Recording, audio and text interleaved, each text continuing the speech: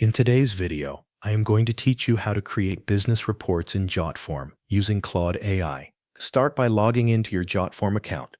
Once you are inside your workspace, open Claude AI so you can use it to help generate the structure of your reporting form. Before creating anything, define your report goal clearly. Decide what type of business information you want to track. This could include sales results, team performance, operational data, customer feedback, or any other reporting category that matters to your workflow. Having a clear goal will help you build a form that collects the right information from the start. Next, ask Claude AI to generate the reporting form directly in your Jotform account.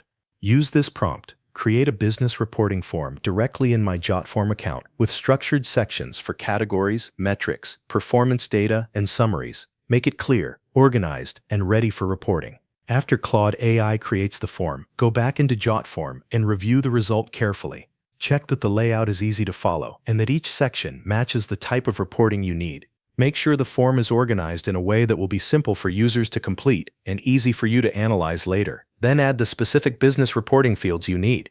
Include fields for categories, key performance indicators, numeric values, dates, status updates, and notes. These fields will help you collect complete and useful information for every report submission. Once your form is ready, use Jotform tables to store and organize the submitted data. This gives you a clear place to manage records, review entries, and keep your reporting information structured in one system. After that, build your reports using Jotform Report Builder. Create charts, summaries, and visual views of the information you have collected. This will help you turn raw form data into meaningful business insights. If needed, add logic and calculations to your form.